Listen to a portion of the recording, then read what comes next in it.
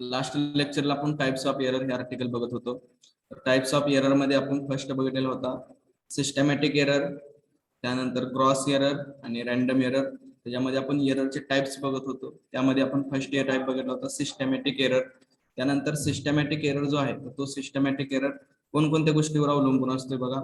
तर systematic error जो create होतो तर तिथे सिस्टमॅटिक एरर कशामुळे क्रिएट होतो, तो काय flaw of in experimental system, तर ह्याच्यामुळे काय होत असतो सिस्टमॅटिक एरर जो आहे तो सिस्टमॅटिक एरर क्रिएट होतो. जो सिस्टमॅटिक एरर आहे तो डिपेंड कशावर असतोय, तर observer, measuring instrument and the environment, ह्या तीन गोष्टीवरती तो सिस्टमॅटिक एरर जो आहे तो सिस्टमॅटिक एरर काय असतोय अवलंबून असतो. These error are eliminating by detecting the source of the error. म्हणजे हा जो एरर आहे तो एरर आपण काय करू शकतो, म्हणजे आपण याच्यावर डिटेक्ट करणार की कशामध्ये आहे, ऑब्झर्वर वरती एरर आहे का, मेजरिंग इन्स्ट्रुमेंट मध्ये आहे का, एन्व्हायरमेंट मध्ये. तो डिटेक्ट करून आपण काय करणार, तो जो एरर आलेला आहे तर तो एरर काय करणार, इलिमिनेट करण्याचा प्रयत्न करणार. म्हणजे तो एरर जो आहे तर तो एरर काय करायचा, आपल्याला इलिमिनेट करायचा, कमी करायचा. ओके.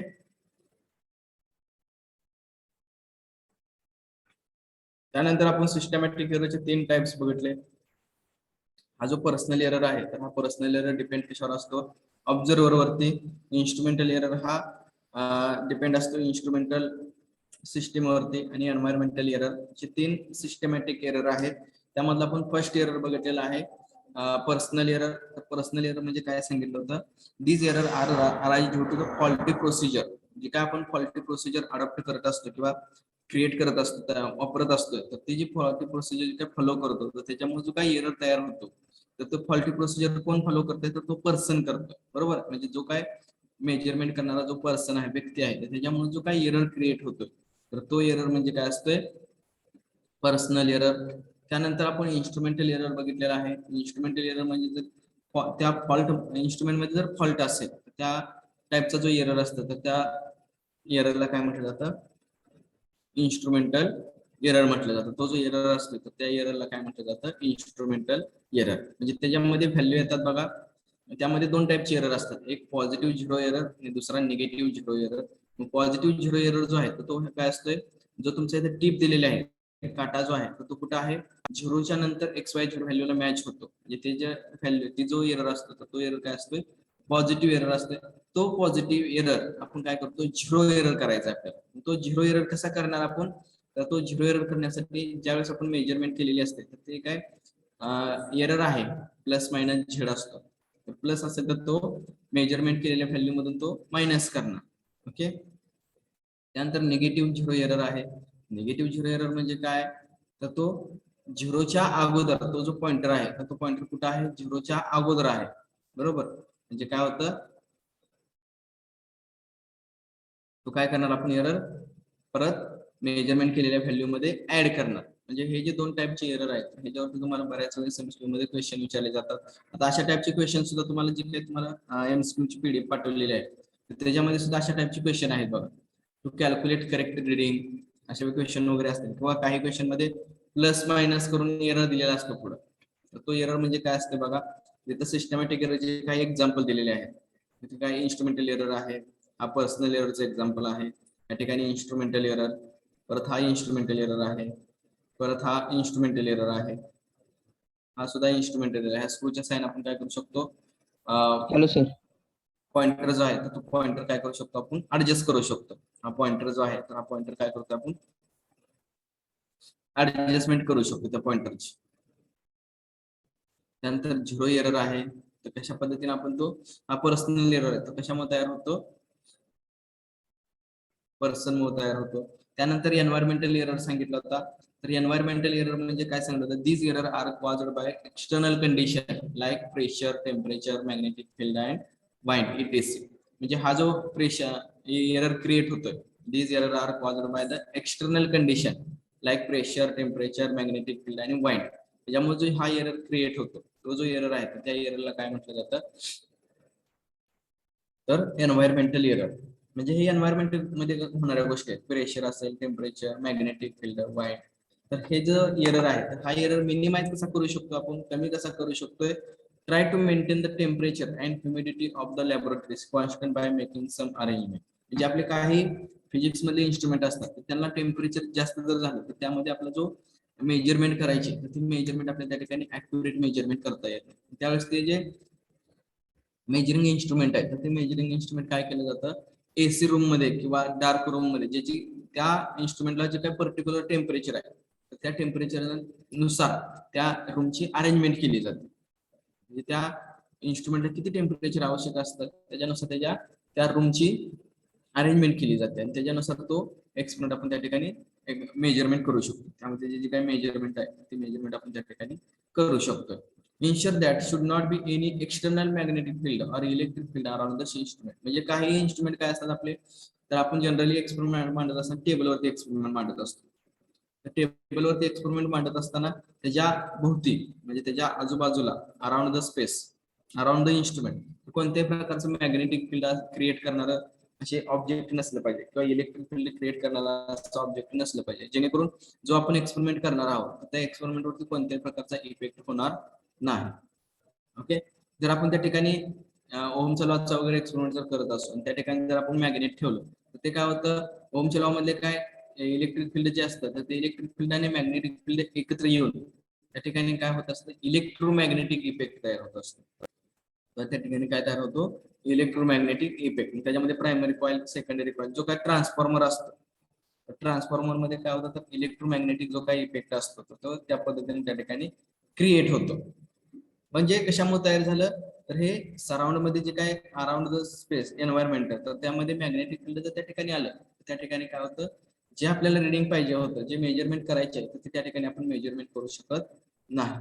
ओके, म्हणजे एन्व्हायरमेंटल जो एरर येतो तर तो काय आपल्या पर्सनल एरर किंवा इन्स्ट्रुमेंटल एरर मुळे तयार होत नाही, तर तो एन्व्हायरमेंट मुळे तयार होतो. म्हणून त्या एररला काय म्हटलं जातं, एन्व्हायरमेंटल एरर म्हटलं जातं.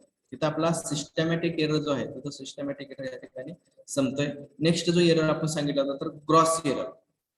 हा जो ग्रॉस एरर आहे तर हा ग्रॉस कशामुळे तयार होतो, ग्रॉस एरर म्हणजे काय, these error are caused by mistake in using instrument recording data and calculating result. म्हणजे जर आपण ते इन्स्ट्रुमेंट जे आहे तर ते आपण चुकीच्या पद्धतीने जर यूज करत असतो त्याला, म्हणजे आता आपल्याला सांगितलेलं आहे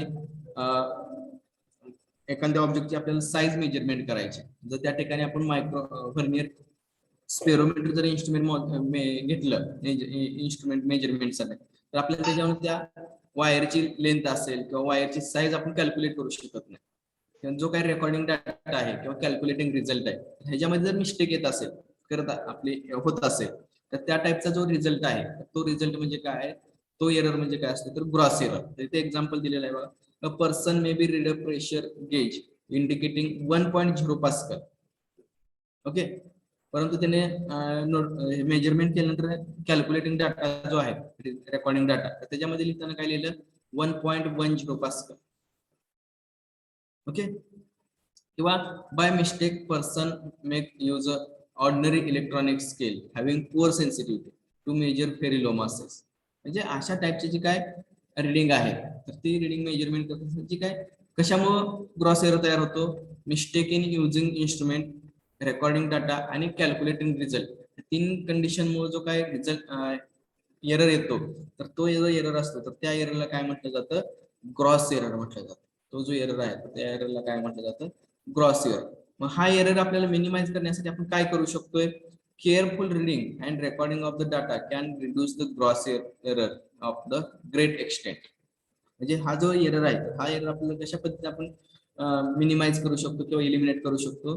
केअरफुल रिडिंग म्हणजे जे काही रिडिंग घेणार आहोत ते रिडिंग कसे घेत असताना कसे घ्यायचे, केअरफुल रिडिंग घ्यायचे and recording of the data can reduce the gross error to the great extent. म्हणजे अशा पद्धतीने आपण काय करतो, तो काय डाटा जो आपण व्यवस्थित जर केअरफुल जर रेकॉर्ड केला आणि त्याचं जर जे काही कॅल्क्युलेशन आहे तर ते कॅल्क्युलेशन जर आपण व्यवस्थित पद्धतीने केलं त्याच्यापासून जो एरर कमी ग्रॉस एरर जो आहे तो ग्रॉस एरर काय होतो, कमी होतो.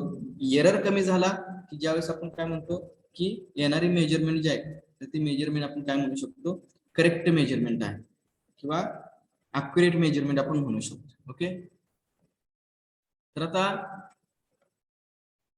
आता जे एरर आपण म्हटले एरर येतोय तो एरर आपल्याला मिनिमाइज करायचा आहे. पूर्ण आपण तो डिलीट करता येत नाही आपल्याला, तो आपण काय करू शकतो, मिनिमाइज करू शकतो. तो मिनिमाइज कसा करायचा तर मिनिमाइज करण्याच्या काय दोन ते तीन कंडिशन दिलेले आहेत. आपण एरर पूर्ण डिलीट करू शकत नाही. मग तो काय करायचा, आपण कमी करू शकतो. म्हणजे फॉर एक्झाम्पल 10% जर एरर येत असेल तर तो आपण 1%, 2% एवढा करू शकतो. म्हणजे 10% एरर असेल तर आपण काय म्हणतो, 100 मध्ये 10% एरर आहे म्हणजे त्या विद्यार्थ्याला 10% मार्क कमी आहे, तर आपण 90 मार्क समजू शकतो. ते मार्क आपण आउट ऑफ नाही जर गेला, 100% नाही त्याला मार्क मिळेल, परंतु आपण 99 पर्यंत जर जाण्याचा प्रयत्न करू शकतो. ओके, म्हणजे अशा पद्धतीचा एरर आहे की एरर हा पूर्ण आपल्याला डिलीट करता येत नाही पूर्ण, परंतु काय करू शकतो आपण, तो आपण कमी करू शकतो, मिनिमाइज करू शकतो. मिनिमाइज करण्यासाठी काय, त्याच्या 3 कंडिशन आहेत. कशा पद्धतीने त्या कंडिशन आहेत बघा. Taking large magnitude of the physical quantity which to be measure. ज्यावेळेस आपण मेजरमेंट करतो त्यावेळेस काय करायचं, लार्ज मॅग्निट्यूड. आता मॅग्निट्यूड म्हटलेला आहे, महत्वाचा वर्ड काय आहे, मॅग्निट्यूड. म्हणजे not for example not for 2.12. Measurement करत असेल कसं करणार, 2.1234. म्हणजे त्या इन्स्ट्रुमेंट मध्ये मेजरमेंट करता येत असेल. आता तुम्ही इन्स्ट्रुमेंट घेतले स्केल मध्ये आपण काय जनरली मेजरमेंट करू शकतो, 2.9 पर्यंत 1.9 पर्यंत मेजरमेंट करू शकतो, 0.9. जर आपल्याला त्या ठिकाणी 2.1234 पर्यंत जर मेजरमेंट करायचं असेल तर ते आपल्याला त्या पद्धतीचं मेजरमेंट करता येत नाही. म्हणजे आपण मेजरमेंट जे आहे ते मेजरमेंट कशा पद्धतीने करू शकतो, करायचं आहे आपल्याला लार्ज मॅग्निट्यूड मध्ये मेजरमेंट करायचं. मेजरमेंट जे आहे ते मेजरमेंट कशामध्ये करायचं आहे, लार्ज मॅग्निट्यूड मध्ये. ते जे मेजरमेंट करणार आहोत आपण, ते मेजरमेंट आपण कशा पद्धतीने करणार, तर लार्ज मॅग्निट्यूड मध्ये ते मेजरमेंट आपण करायचं. जेणेकरून लार्ज मॅग्निट्यूड म्हणजे जर आपण मेजरमेंट व्हर्नियर कॅलिपर किंवा मायक्रोमीटर किंवा डिजिटल मध्ये जर मेजरमेंट करत असतो, त्याच्या ज्या काही व्हॅल्यू आहेत तर त्या व्हॅल्यू कशामध्ये घ्यायच्या, तर मिनिमम 4 डिजिट डेसिमल पॉईंट नंतर मिनिमम 4 डिजिट जर मेजरमेंट घेतली, त्या मधून जे काही व्हॅल्यू येते त्या व्हॅल्यूचा जो काही एरर क्रिएट होतो, त्यामुळे जो एरर येतो तर तो एरर काय असतोय, मिनिमाइज एरर म्हणू शकतो. तो एरर जो आहे तो एरर काय म्हणतो आपण, मिनिमाइज एरर करू शकतो. जेणेकरून आपल्याला जे व्हॅल्यू येणार आहे ती व्हॅल्यू काय येईल आपली, मोर ऍक्युरेट येईल. ओके, ही झाली first condition. Taking second condition काय, taking large number of reading. म्हणजे आपण जर सांगितलं आपल्याला to calculate the length of the wire किंवा रेडियस ऑफ द वायर जर आपल्याला कॅल्क्युलेट केली करायला सांगितलं, तर आपण काय करणार आहे, ती एकदाच न मेजरमेंट करता, एक वन टाइम न मेजरमेंट करता आपण ते 3 टाइम 5 टाइम 7 टाइम मेजरमेंट करणार. आणि शेवटी काय करणार, त्याचं अवरेज व्हॅल्यू काढायची. म्हणजे जर आपण एकच रिडिंग जर 5 वेळा घेतलं तर आपल्याला एक्सपेरिमेंट ज्यावेळेस आपण प्रॅक्टिकल करणार आहोत त्या ठिकाणी दिलेले आहेत, एक रिडिंग आपण 3 वेळा घेणार आहोत. त्याच्यामध्ये काय चेंज येतो, तो चेंज आहे, तो चेंज आपण काय करणार आहोत त्या ठिकाणी कॅल्क्युलेट करणार आहोत. म्हणजे काय चेंज काय थोडाफार येतो, जेवढा काय पहिल्यांदा 1 सेंटीमीटर आलेला आहे, त्यानंतर 2 सेंटीमीटर 3 सेंटीमीटर असं रिडिंग येत नाही. 1.009 आलं तर दुसऱ्या वेळेस काय 1.001. म्हणजे फ्रॅक्शन मध्ये त्याचा काय होतो, चेंज येतो. ते जर आपण एकदा दोनदा न घेता ते जर आपण 5 किंवा 6 वेळा जर घेतलं, जास्त मोर टाइम जर घेतलं रिडिंग, तर त्यामधून ज्यावेळेस अवरेज व्हॅल्यू काढतो आपण, तर ते अवरेज व्हॅल्यू जे आलेले असते तर ते अवरेज व्हॅल्यू आपण काय करू शकतोय, ती व्हॅल्यू आपली ऍक्युरेट मेजरमेंट असू शकते. आणि तिसरा हे सांगितलेलं आहे, स्टेप सांगितलेले, using smaller list count instrument. For example म्हणजे असं इन्स्ट्रुमेंट सिलेक्ट करायचं की त्याचा ज्या इन्स्ट्रुमेंटचा लिस्ट काउंट कमी असतं, असं इन्स्ट्रुमेंट कशासाठी करायचं, मेजरमेंट साठी सिलेक्ट करायचं, जेणेकरून आपल्याला त्याच्यामध्ये जी मेजरमेंट येणार आहे.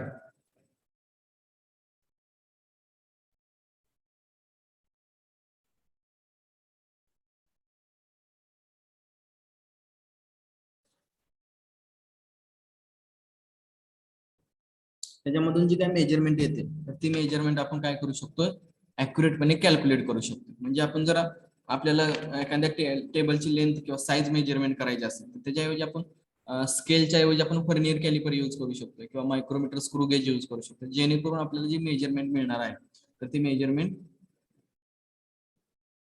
ऍक्युरेट मेजरमेंट त्या ठिकाणी आपल्याला काय वाटते, भेटू शकते. ओके, तर अशा पद्धतीने काय आहे,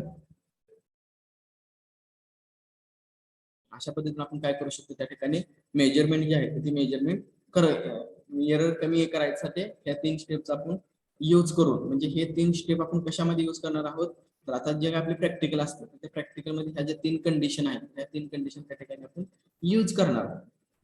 तीन कंडिशन ज्या आहेत त्या तीन कंडिशन आपण त्या ठिकाणी काय करणार आहोत, यूज करणार आहोत, जेणेकरून आपल्याला जे काही प्रॅक्टिकलसाठी ज्यावेळेस आपला रिझल्ट येईल तर तो रिझल्ट काय असणार आपला मोर ॲक्युरेट असणार.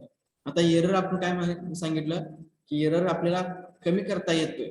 मग तो जो कमी केलेला एरर आहे तो आपल्याला पर्सेंटेज एरर मध्ये कॅल्क्युलेट करायचा. तो जो एरर आहे तर तो एरर आपल्याला कशामध्ये कॅल्क्युलेट करायचा आहे, पर्सेंटेज एरर मध्ये कॅल्क्युलेट करायचा. मग तो पर्सेंटेज एरर मध्ये कशा पद्धतीने कॅल्क्युलेट करायचा त्याच्यावरती काय आहे एक बघा, इथे एक ही दिलेला आहे ट्री डायग्राम म्हणा किंवा स्टेप बाय स्टेप कसं कॅल्क्युलेट करायचं बघा. एस्टिमेशन ऑफ एरर, जर एरर जर आपल्याला कॅल्क्युलेट करायचा असेल किती एरर आलेला आहे वन रिडिंग मध्ये तर तो कशा पद्धतीने कॅल्क्युलेट करायचा बघा. फर्स्ट काय कॅल्क्युलेट करायचं, कॅल्क्युलेटेड करेक्टेड रिडिंग, म्हणजे जे काय रिडिंग दिलेली असते म्हणजे ते रिडिंग कशी असतात, मेजर्ड रिडिंग असतात आणि त्याच्यानंतर त्यामध्ये काय दिलेलं असतं, एरर दिलेला असतो. त्यामध्ये प्लस असेल तर मायनस करणार, मायनस असेल तर तो प्लस करणार. त्याच्यावर आपण फर्स्ट काय कॅल्क्युलेट करणार, करेक्टेड रिडिंग. ओके, त्यानंतर सेकंड काय कॅल्क्युलेट करणार, ते जे रिडिंग आपण कॅल्क्युलेट केलेले आहे करेक्टेड रिडिंग तर त्या रिडिंगचा आपण मीन व्हॅल्यू कॅल्क्युलेट करणार. त्यानंतर आपण सेकंड स्टेप काय आहे, कॅल्क्युलेटेड मीन व्हॅल्यू. त्यानंतर पुढच्या स्टेपला आहे कॅल्क्युलेट ऍब्सोल्यूट एरर. आता हे एरर कॅल्क्युलेट करण्याच्या आपण पुढच्या ह्याच्यामध्ये पुढच्या स्लाइड मध्ये काय आपल्याला जे फॉर्म्युले आहेत. आता फक्त काय तर कोणकोणत्या स्टेप आहेत ते फक्त लक्षात ठेवा. पहिल्यांदा काय केलं आपण, करेक्ट रिडिंग कॅल्क्युलेट केलं. त्यानंतर जे करेक्ट रिडिंग आहे त्याचा परत मीन व्हॅल्यू कॅल्क्युलेट केली, अवरेज व्हॅल्यू म्हणू शकतो आपण त्याला. तर मध्य म्हणता तुम्ही मॅथ्स मध्ये तुम्हाला झाला असेल 10वी मध्ये मध्य काढा.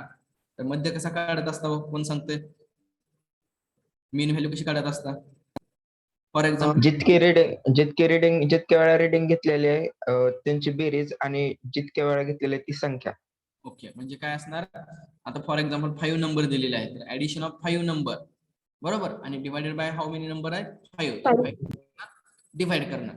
ओके, तर हे काय झाला कॅल्क्युलेट मीन व्हॅल्यू बरोबर. आता ती G mean value for example आपली एक्स आलेली आहे तर इथं ऍब्सोल्यूट एरर कॅल्क्युलेट करायचा आहे तर तो डिनोट करतात डेल्टा एक्स बरोबर. तर इथं काय झालं आपली व्हॅल्यू, तुम्हाला दोन इथं काय एक्स 1 आहे अशी व्हॅल्यू कन्सिडर केली आपण. ती व्हॅल्यू काय आहे एक्स बार झाली. ओके, आता ही जी कॅल्क्युलेट ऍब्सोल्यूट एरर जो आहे तर तो काय म्हणून आपण त्याला डेल्टा एक्स म्हणू. ओके, हा डेल्टा एक्स आपण कसा कॅल्क्युलेट करणार, तर मॉड्युलस मध्ये x bar minus x one.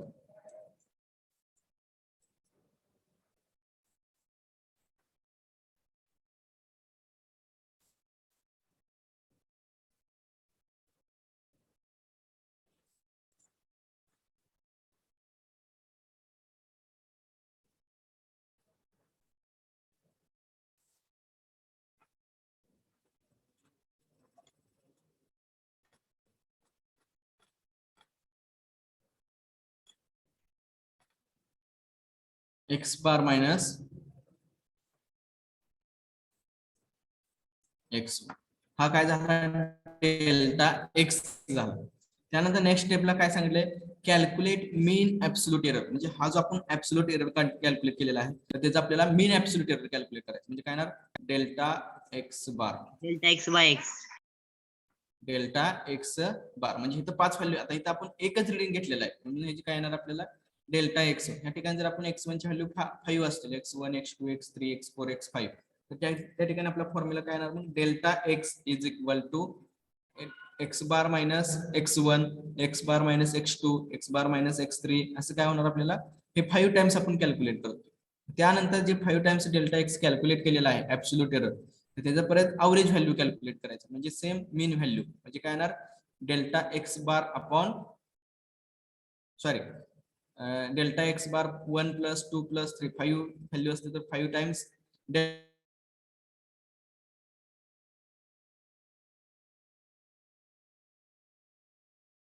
Sir आवाज येत नाही. तर आवाज येत नाही.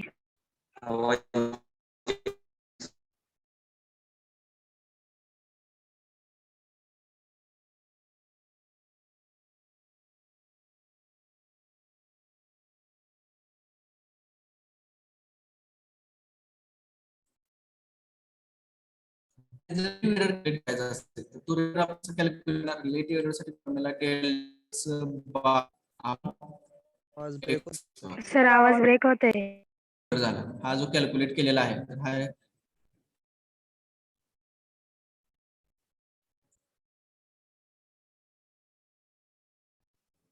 हा जो कॅल्क्युलेट केलेला आहे तो कॅल्क्युलेट केलेला काय आहे आपला delta X bar upon X bar. हा काय झाला आपला रिलेटिव्ह एरर. मग हा डेल्टा एक्स बार म्हणजे कोणती दिस व्हॅल्यू आणि एक्स बार म्हणजे कोणती व्हॅल्यू तर दिस व्हॅल्यू.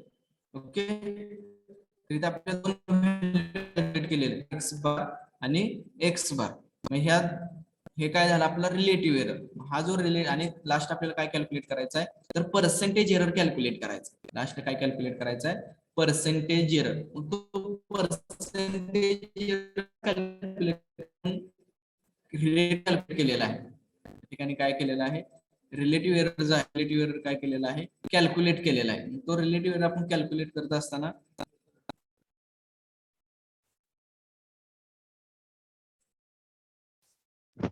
रिलेटिव्ह एरर इंटू 100 ना सर.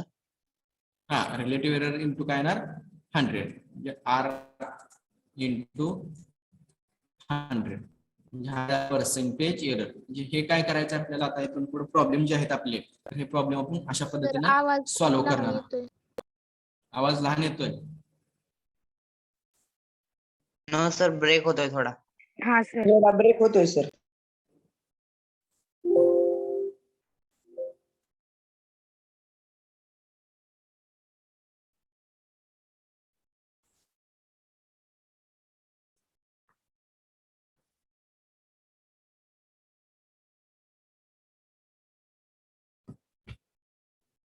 ओके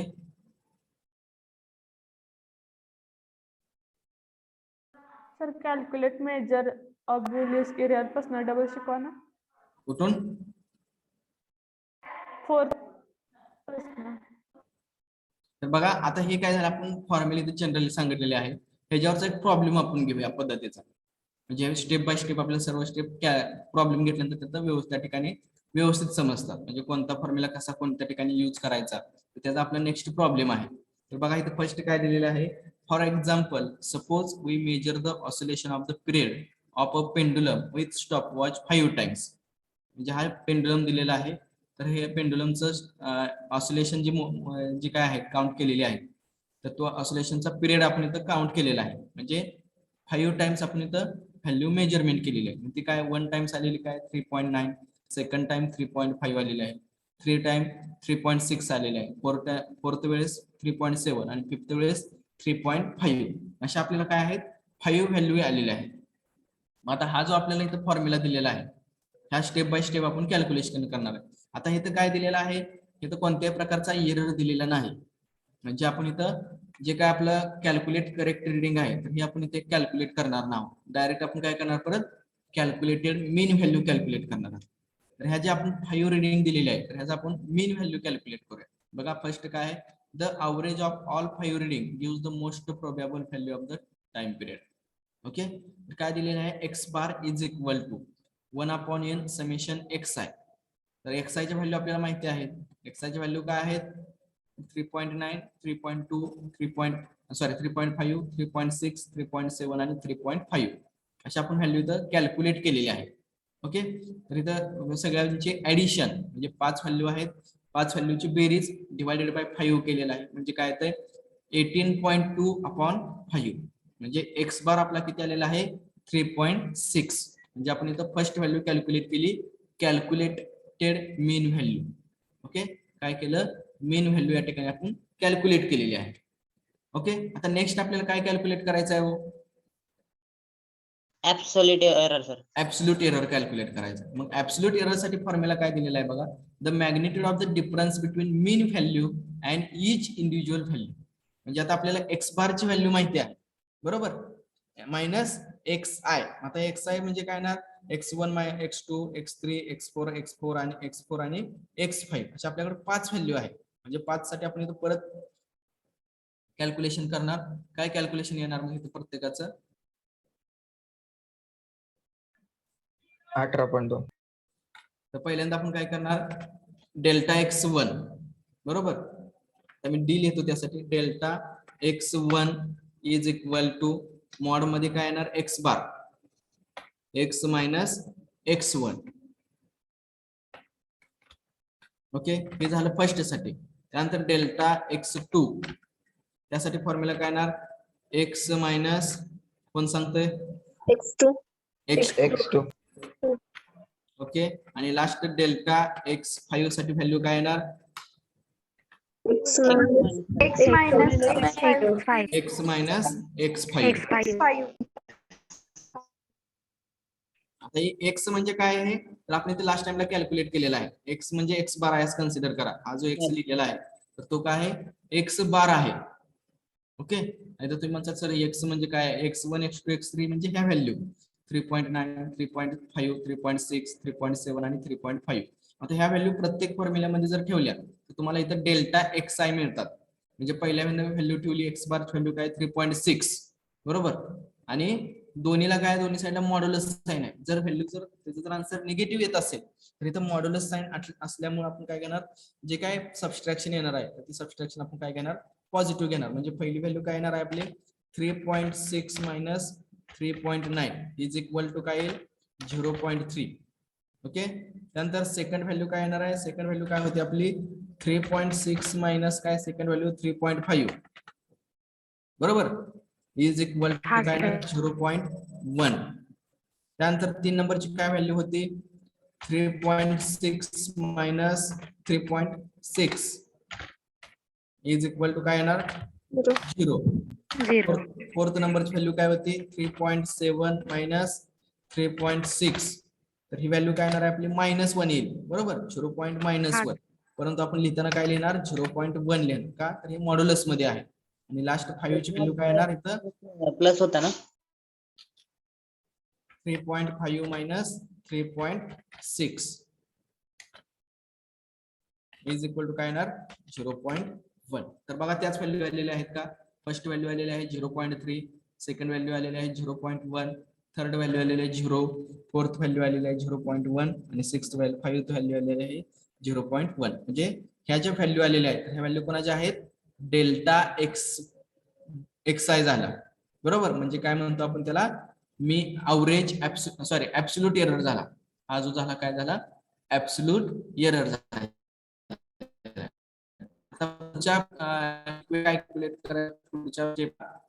हे सर्व समजलं सर्वांना? 0.3 कसं आलं, 0.1 कसं आलं, 0.1 आणि 0.1 कसं आलेलं आहे, सर्वांना समजले आहे का? yes sir yes sir Yes, sir.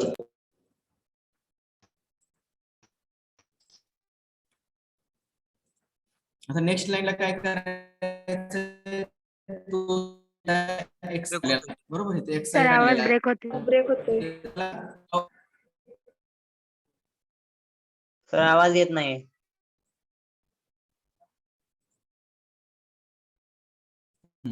आता नेक्स्ट ह्याच्यामध्ये काय करायचं आपल्याला, ऍब्सोल्यूट एरर कॅल्क्युलेट करायचं. मीन ऍब्सोल्यूट एरर. हा, मीन ऍब्सोल्यूट एरर. आता मीन ऍब्सोल्यूट एरर कॅल्क्युलेट करण्यासाठी आपण इथे काय कॅल्क्युलेट केलेले आहेत, तर डेल्टा एक्स आय कॅल्क्युलेट केलेला आहे बरोबर. डेल्टा एक्स आय कॅल्क्युलेट केलेला आहे म्हणजे काय येणार बघा, mean absolute error is equal to formula येणार delta X bar upon is equal to 1/n is equal to delta X I बरोबर. आता डेल्टा एक्स आय ची व्हॅल्यू आपल्याला माहिती आहे, पहिली व्हॅल्यू आहे 0.3 plus 0.1 plus 0 plus 0.1 plus 0.1 upon 5 is equal to काय येणार 0.6 अपॉन 5. ते जर आपण सॉल्व्ह केलं तर ते सॉल्व्ह केल्यानंतर आन्सर येते आपलं त्याचं 0.12 येते. आणि त्याचं जर आपण सिग्निफिकंट नुसार आपलं कॅल्क्युलेशन जर केलं तर त्याचं आन्सर येते 0.1. म्हणजे आपल्याला आता या ठिकाणी हा बोला सर मीन ऍब्सोल्यूट एरर मध्ये x1 x2 ला आपण कॅल्क्युलेट केलेल्या व्हॅल्यूला मॉड येतं ना सर? काय झालं, आपण कॅल्क्युलेट केलेलं मॉड सर, मॉड. आवाज ब्रेक होतोय आवाज येत नाही तुमचा. सर आपण कॅल्क्युलेट केलेली व्हॅल्यू आपण देतो का ना x1 x2 delta x1 delta x2 हा त्यांना मॉड येतो ना सर मीन ऍब्सोल्यूट एरर मध्ये? हा, मॉड कुठे येत होतं आपल्याला या ठिकाणी येत होतं. मागच्या स्टेपला. हा सर, मागच्या मॉड्युलस स्टेपला काय मॉड घेतलं येतो. होतं, ऐक एक मिनिट, मॉड्युलस काय घेतलं होतं, जर ह्या ठिकाणी जर आपण इथं सबस्ट्रॅक्शन करत असताना एखादी व्हॅल्यू जर निगेटिव्ह आली म्हणजे आपली आता फॉर तर एक्झाम्पल ती प्लस होते ना सर मॉड मुळे?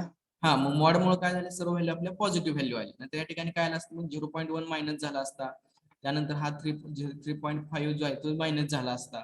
ओके, म्हणजे हे त्या ठिकाणी काय झाला प्लस झाला. कशामुळं या ठिकाणी जो हा मॉड घेतलेला होता, मॉड्युलस घेतलं दोन्ही साईडला, तर त्याच्यामुळे जी व्हॅल्यू आलेली आहे ते सर्व व्हॅल्यू आपण काय कन्सिडर करतोय, पॉझिटिव्ह व्हॅल्यू कन्सिडर करतो. ओके, म्हणजे काय येणार 0.3 प्लस 0.1 प्लस 0 प्लस 0.1 प्लस 0.1, त्यामुळे त्यांची ऍडिशन काय झाली 0.6. त्याचं जर डिवायडेशन केलं तर आन्सर येतं 0.12. त्याचा जर सिग्निफिकंट नंबर मध्ये आपण कॅल्क्युलेट केला तर आता आपण मागच्या वेळेस पाठीमागे सांगितलं होतं ऍडिशन करत असताना किंवा मल्टिप्लिकेशन किंवा डिवायडेशन करत असताना त्याचा सिग्निफिकंट नंबर किती आला पाहिजे. जर ज्या तुमच्या व्हॅल्यू आहेत त्या व्हॅल्यूचा जेवढा सिग्निफिकंट होता तेवढाच तुमच्या आन्सरचा सुद्धा सिग्निफिकंट नंबर आला पाहिजे. बरोबर आहे, म्हणजे इथे किती 0.3, त्याचा सिग्निफिकंट नंबर किती 1 आहे, म्हणजे तुमचा गिव्हन आन्सरचा सुद्धा सिग्निफिकंट नंबर किती आलेला पाहिजे होता 1 पाहिजे. त्यानुसार त्याचा आपण काय केलं, राऊंडिंगचे रूल यूज करून त्या ठिकाणी हा 2 हा इलिमिनेट केला, ड्रॉप केलेला आहे. ओके, तर हा काय झाला मीन ऍब्सोल्यूट एरर झालेला आहे. तर ज्यावेळेस आपण मेजरमेंट करत असतो, आता जे काही इंजिनियर असतात सायंटिस्ट असतात तर ते काय करतात मेजरमेंट करत असताना, तर मेजरमेंट ज्यावेळेस रिझल्ट या पद्धतीने लिहिला जातो. त्याचा बेस्ट एस्टिमेट म्हणजे जी काही मेजरमेंट केलेली व्हॅल्यू असते त्याच्या पुढे प्लस मायनस एरर या पद्धतीने लिहिलं जातं. म्हणजे इथे तुम्हाला दिलेलं आहे the period of the oscillation likely within, म्हणजे काय असते बघा 3.6 काय आहे 3. कोण सांगते सर आपली मीन व्हॅल्यू आहे सर ती आपण कॅल्क्युलेट 3.6 हे कशाची व्हॅल्यू आहे आपली ओरिजिनल व्हॅल्यू आहे सर ती मीन ओरिजिनल व्हॅल्यू. व्हॅल्यू. कशाची ओरिजिनल व्हॅल्यू, कोणती व्हॅल्यू आहे ते आपण कॅल्क्युलेशन केलेलं आहे. 3.6 कोणती व्हॅल्यू आहे तर बघा 3.6 कोणती व्हॅल्यू आहे आपली मीन व्हॅल्यू आहे. म्हणजे 5 व्हॅल्यू पासून एकच व्हॅल्यू आपली क्रिएट झालेली आहे, ती व्हॅल्यू कोणती आहे मीन व्हॅल्यू आहे. म्हणजे आपल्याला इथून पुढे जे मेजरमेंट केलेले व्हॅल्यू जे मिळणार आहेत ते तुम्हाला या पद्धतीने दिलेले जातात आणि त्याचा पर्सेंटेज एरर कॅल्क्युलेट करा म्हटलं जातं. तर ही म्हणजे काय असते फर्स्ट Mean मीन व्हॅल्यू. मीन व्हॅल्यू. बेस्ट एस्टिमेट म्हणजे काय असतं ते मेजर्ड व्हॅल्यू असते काय असते 3.6, त्याच्यामध्ये प्लस मायनस 1 आणि हा 0.1 म्हणजे काय आहे कोणती व्हॅल्यू आहे. सर आपण कॅल्क्युलेट केलेलं ना त्यामध्ये आलेला एरर. हा आपण कॅल्क्युलेट केलेला आहे त्याच्यामध्ये आलेली आहे व्हॅल्यू कोणती आहे मीन ऍब्सोल्यूट एरर. त्यामुळे आता तुम्हाला इथून पुढे जे प्रॉब्लेम दिले जातात सॉल्व्ह करण्यासाठी एवढा मोठा प्रॉब्लेम दिला जात नाही की जे दिलेला आहे, तर हा प्रॉब्लेम तुम्हाला दिला जात नाही. फक्त प्रॉब्लेम कुठला दिला जातो तुम्हाला इथून पुढचा दिला जातो. अशा पद्धतीने तुम्हाला व्हॅल्यू दिली जाते 3.6 प्लस मायनस 1 0.1 आणि कॅल्क्युलेट पर्सेंटेज एरर म्हटलं जातं. मग अशा वेळेस पर्सेंटेज एरर कसा कॅल्क्युलेट करणार, तर आपल्याला पर्सेंटेज एरर कॅल्क्युलेट करण्यासाठी आपल्याला रिलेटिव्ह एरर कॅल्क्युलेट करावं लागतं. मग रिलेटिव्ह एररचा फॉर्म्युला काय असतो आपला mean absolute error divided by mean value. तर आपल्याला इथं दोन एवढेच व्हॅल्यू दिलेले आहेत. आपली ही म्हणजे पहिली व्हॅल्यू म्हणजे काय असते मीन व्हॅल्यू असते आणि सेकंड व्हॅल्यू म्हणजे काय असते मीन ऍब्सोल्यूट एरर असते. ही सेकंडची व्हॅल्यू असते, सेकंड व्हॅल्यू म्हणजे काय असते मीन ऍब्सोल्यूट एरर असते. म्हणजे आपल्याला इथं फॉर्म्युला दिलेला आहे रिलेटिव्ह एरर कॅल्क्युलेट करायचा. The relative error is defined as the ratio of mean absolute error to the mean value.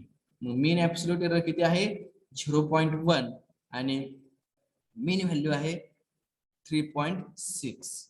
त्याचं जर कॅल्क्युलेशन केलं तर किती येते आन्सर 0.0277.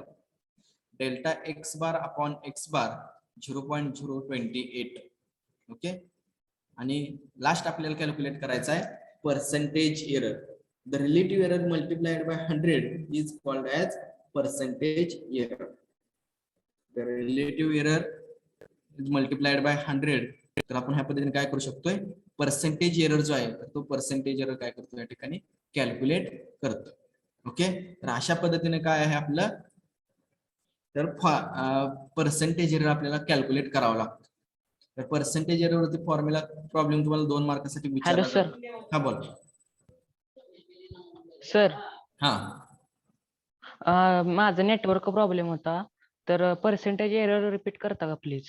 हा पर्सेंटेज एरर कॅल्क्युलेट करण्यासाठी आपल्याला काय कंडिशन आहे तर रिलेटिव्ह एरर आपण कॅल्क्युलेट करतोय. रिलेटिव्ह एरर कॅल्क्युलेट करताना आपल्याला इथं 3.6 प्लस मायनस 0.1 अशा पद्धतीने मेजरमेंट करून दिलेला असते तुम्हाला इथून पुढचे प्रॉब्लेम.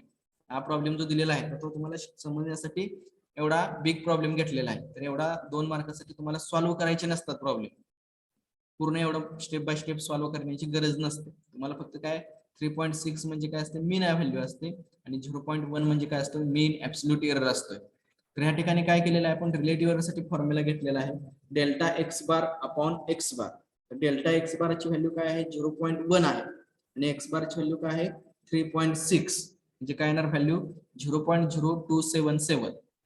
ओके, त्याचं जर आपण राउंडिंगचे रूल यूज करून त्याचं जर राउंडिंग केलं तर त्याचं काय येतं 0.028.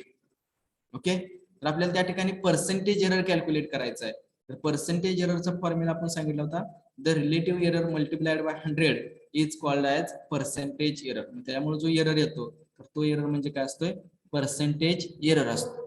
Percentage error is equal to relative error into 100 म्हणजे काय ना, पर्सेंटेज एररचा फॉर्म्युला 0.028 इंटू 100 आणि पर्सेंटेज एरर जो येतोय 2.8%. म्हणजे आपण ह्याच्यावरून काय सांगू शकतो, तर 100% रिडिंग हे बरोबर नाही. म्हणजे किती टक्के बरोबर आहेत, 97.2 एवढी रिडिंग काय आहे, करेक्ट आहे. त्यानंतर ते करेक्ट रिडिंग आहे असं आपण सांगू शकतो. 2.8% एवढं त्या व्हॅल्यू मध्ये काय आहे, एरर आहे. तर अशा पद्धतीने आपण काय करू शकतो, जो काही एरर दिलेला आहे तर तो एरर आपण कॅल्क्युलेट करायचा आहे. तर सर्वांच्या लक्षात आला हा प्रॉब्लेम जर सर्वांना समजलेला असेल तर तिथून पुढचा कोणताही प्रॉब्लेम असो तो तुम्हाला सॉल्व्ह करता आला पाहिजे. येईल सर्वांना सॉल्व्ह करता.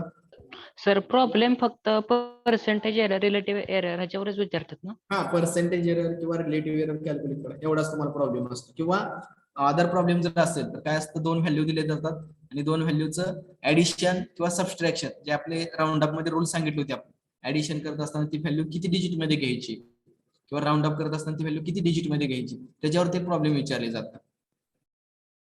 त्यानंतर इथे पुढे दिलेला आहे प्रॉब्लेम एक बघा. तर काय दिलेलं आहे, L is equal to 1.75 plus minus 0.02 centimetre. Calculate percentage error for volume. आता देताना तुम्हाला गिव्हन डाटा मध्ये काय दिलेलं आहे, लेंथ दिलेली आहे आणि पर्सेंटेज एरर कोणाचा काढायचा आहे, तर व्हॉल्यूमचा पर्सेंटेज एरर काढायचा. जर असे एक्झाम्पल दिले असतील तर त्यावेळेस काय करायचं, तर आपल्याला इथं व्हॉल्यूमचा फॉर्म्युला माहिती आहे. व्हॉल्यूम इज इक्वल टू काय असतं, लेंथचा क्यूब आहे. म्हणजे दिलेला आहे बघा formula, volume is equal to length cube L3. तर आपल्याला इथे फक्त लेंथचं माहिती आहे. लेंथसाठी आपण हा फॉर्म्युला यूज करू शकतो. हा जो फॉर्म्युला दिलेला होता delta X bar upon X bar, त्याच्यामध्ये आपण लेंथसाठी तो फॉर्म्युला यूज करतो, परंतु त्याच्यावर आपल्याला व्हॉल्यूमचं पर्सेंटेज एरर कॅल्क्युलेट करू शकत नाही. मग त्यासाठी रूल्स आहेत बघ दिलेला आहे. फेन एक्स जर पर्सेंटेज एरर कॅल्क्युलेट करायचं असेल आणि ते जर या पद्धतीने विचारलेलं असेल, ए दिला असेल आपल्याला आणि त्याची जर काहीतरी पॉवर असेल तर त्यावेळेस काय करायचं, तर काय करणार तुम्ही, delta X upon X bar. Delta X म्हणजे काय आहे, ऍव्हरेज ऍब्सोल्यूट एरर आणि एक्स बार एक्स म्हणजे काय, तर mean value is equal to N upon delta A म्हणजे जो आपल्याला गिव्हन डाटा दिलेला आहे त्याचा डेल्टा ए काढायचा, त्याची मीन व्हॅल्यू म्हणजे ए आणि एन नंबर आहे तर त्याची जी काय पॉवर आहे त्या पॉवरने काय करणार आपण, त्याला मल्टिप्लाय करणार. म्हणजे काय येणार 3 into delta L upon L. मग डेल्टा एल आपल्याला माहिती आहे 0.012 आणि स्मॉल एल माहिती आहे 1.75 इंटू काय आहे, पर्सेंटेज एरर काढायचा म्हणजे इंटू 100 आहे. म्हणजे ते जर सॉल्व्ह केलं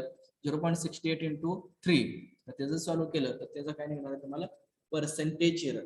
म्हणजे तुम्हाला काय दिला जातो, लेंथ दिलेली आहे किंवा मास आणि लेंथ दिली जाते आणि calculate percentage error of density. तर बघा इथं काय दिलेलं आहे, सेम प्रॉब्लेम आहे तो परत अजून. एल दिलेला आहे आणि percentage error for area calculate करायचं. म्हणजे काय येणार, area is equal to length into breadth. परंतु काय झाला, लेंथचा स्क्वेअर झालेला आहे म्हणजे 2 into delta L upon L. बरोबर, डेल्टा एल ची आपल्याला व्हॅल्यू माहिती आहे 0.012 आणि एल ची व्हॅल्यू माहिती आहे 1.75. ते जर आपण सॉल्व्ह केलं त्याचं काय जे काय आन्सर येणार आहे ते आन्सर कशात येणार आहे, percentage error for area. Okay, त्यानंतर जर त्याच्यामध्ये हे असेल मल्टिप्लिकेशन किंवा डिवायडेशन असेल तर इथे दिलेलं आहे बघा, density is equal to mass upon volume. Mass दिलेला आहे आणि व्हॉल्यूम दिलेला आहे. या दोन्हीचा पर्सेंटेज एरर सेपरेट कॅल्क्युलेट करायचा. म्हणजे काय येणार, percentage error of density is equal to percentage error of mass plus percentage error of volume. Okay, म्हणजे काय येणार, percentage error of density is equal to, पहिल्यांदा आपण मासचा पर्सेंटेज एरर कॅल्क्युलेट केला तर काय येणार 0.02 upon 1.023 into 100 plus as it is व्हॉल्यूमचा पर्सेंटेज एरर कॅल्क्युलेट करणार 0.04 अपॉन 2032 इंटू 100. ते दोन्ही जर सॉल्व्ह केलं आणि ऍडिशन केली तर पर्सेंटेज एरर ऑफ कोणाचा निघणार आहे, डेन्सिटीचा. त्यानंतर इथे होमवर्कसाठी तुम्हाला दिलेला आहे प्रॉब्लेम, डिस्टन्स आणि टाइम दिलेला आहे आणि कॅल्क्युलेट पर्सेंटेज एरर फॉर स्पीडचा काढायचा. तर स्पीड साठी फॉर्म्युला काय, S is equal to D upon T, बरोबर, distance upon time. Percentage error is equal to distance upon time. तर त्यावेळेस काय करणार मग तुम्ही, percentage error of speed is equal to percentage error of density sorry distance plus percentage error of time. तर त्या पद्धतीने सॉल्व्ह करणार आणि त्याचा आन्सर जे काय येणार आहे त्याचा आन्सर तुम्ही कॅल्क्युलेट करणार आहात. ओके. आणि तिथं अजून एक एक्झाम्पल दिलेला आहे बघा, calculate kinetic percentage error of kinetic energy, mass आणि व्हेलॉसिटी दिलेली आहे तुम्हाला इथं, बरोबर. तर या पद्धतीने परत सॉल्व्ह करायचं, तेच फॉर्म्युला आहे आणि त्याचं एक्झाम्पल सॉल्व्ह करायचं आहे. सर्वांना समजले तिथपर्यंत प्रॉब्लेम? या प्रॉब्लेम मध्ये कोणाला काय अडचण? No sir. No sir. तर हा प्रॉब्लेम सर्वांनी सॉल्व्ह करा बघू आता, जे होमवर्कसाठी दिलेला होता तुम्हाला इथं. तर हा डिस्टन्स आणि टाइमचा फॉर्म्युला सॉल्व्ह करा सर्वांनी.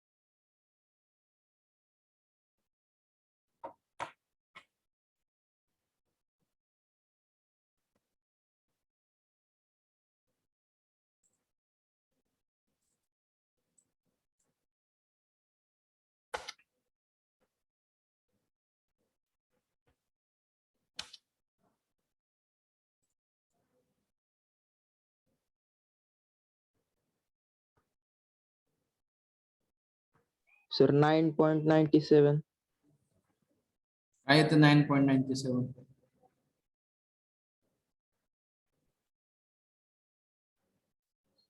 सर डिस्टन्स 7,230 प्लस 50 केल्यानंतर ना 7,280 येते आणि त्याचं टाइमचं जर 720 अधिक 10 केल्यानंतर 730 येते.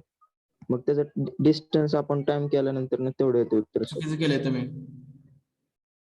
काय सांगितलंय फॉर्म्युला तुम्हाला इथं, कोणती व्हॅल्यू वरती घ्यायची आहे न्यूमरेटर मध्ये.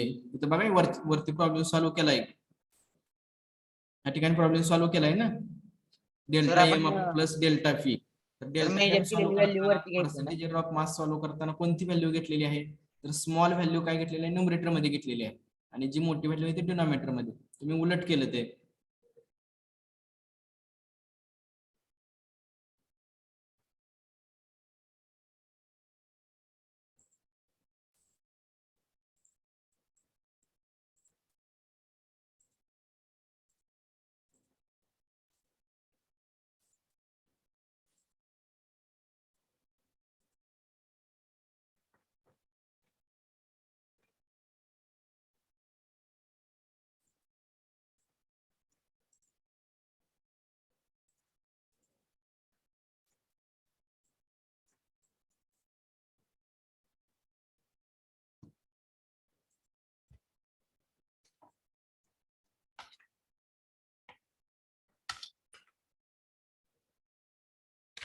सर हा 1.44%, 44%,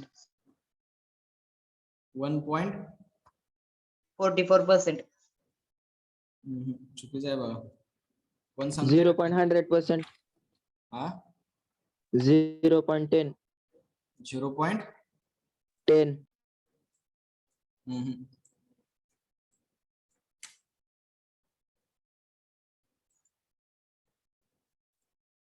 कोण सॉल्व्ह करतंय? 1.107. मला काय करा, पहिल्यांदा काय करा तुम्ही, डिस्टन्सचा पर्सेंटेज एरर कॅल्क्युलेट करा. काय करणार डिस्टन्सचा पर्सेंटेज एरर? इथे कसं काय केलेलं आहे बघा.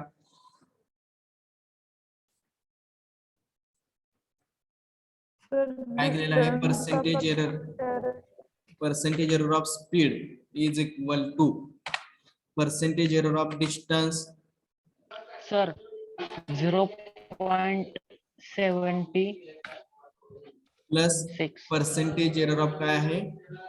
टाइम आहे. Percentage error of time. Sir 0.706 येतं का? काय चुकलंय? इज 0.69. इक्वल टू, इकडे लक्ष द्या. काय करायचं आपल्याला? पहिल्यांदा percentage error of distance calculate करायचं आहे. मग आपल्याला पर्सेंटेज एरर ऑफ डिस्टन्स साठी फॉर्म्युला काय येणार? डेल्टा एम साठी काय येणार? कोण सांगतंय? 7230 भागिले 50 काय येणार? Delta D upon D. Delta D. D upon D. Delta D upon D. बरोबर. 7230 इंटू काय येणार त्याला? 100. हे झालं 100. कोणाचं? टाइम साठीच, डिस्टन्स साठीच. बरोबर. आता टाइम साठी काय येणार? Plus delta T upon T. 10 upon त्यासाठी काय? 720 इंटू 100. ओके. आता हे जर सॉल्व्ह केलं आपण, सॉल्व्ह केल्यानंतर काय येतंय? 0.06 प्लस 1.38. 0.06. 68 प्लस 1.38. सर फर्स्ट 0.06 येत आहे. 0.06. हा आणि सेकंडचं 1.38. 0.06 बर 6 प्लस 1.38 इज इक्वल. आता दोन्हीची ऍडिशन करायची. काय ना दोन्हीची ऍडिशन केल्यानंतर मग 0.06 आहे सर. ओनली 6. 0.06. सर. थांबा एक मिनिट. काय आहे? 0.69.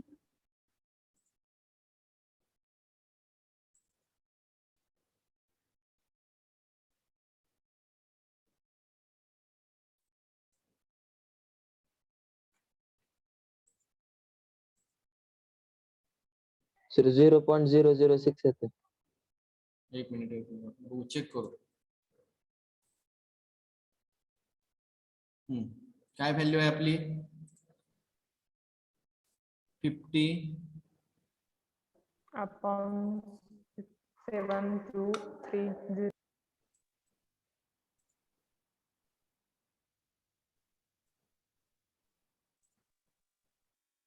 पन्नास भागिले 7230 किती आलं?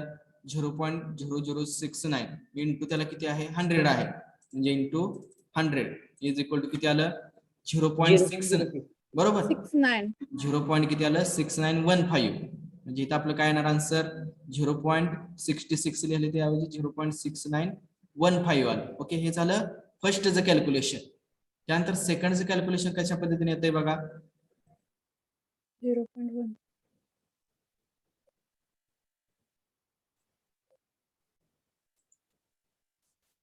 सेकंड कॅल्क्युलेशन काय येणार आहे? सेकंड काय आहे? 10/720 किती येतं हे? 0.0138 इंटू त्याला किती मल्टिप्लाय करणार आहे आपण? 100 न. 0.13. म्हणजे काय येणार आपल्याला? 0.69 0.69 प्लस आपल्याला काय करणार आहे आपण? 0. ही किती व्हॅल्यू आलेली होती आपली? 6915 प्लस ते किती व्हॅल्यू आलेली आहे?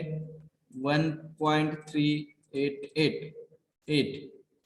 हे जर सॉल्व्ह केलं तर ह्याचा आन्सर येत आहे 2.0803. हा काय झाला आपलं फायनल आन्सर. हे जे आलेलं आहे हे काय आपलं फायनल आन्सर आहे.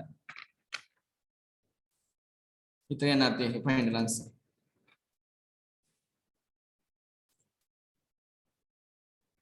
काय आलेलं आहे 2.083.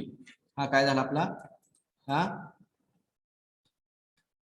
सर सर तिथं आता 2.08 येणार ना फक्त 2.08. सिग्निफिकंट फिगर 2 आहे. आन्सर काय येणार आपलं 2.083 जे काय येईल ते कॅल्क्युलेशन केल्यानंतर. ओके, तर अशा पद्धतीने काय करायचे प्रॉब्लेम जे आहेत ते प्रॉब्लेम काय करायचे सॉल्व्ह करायचे सर्वांनी.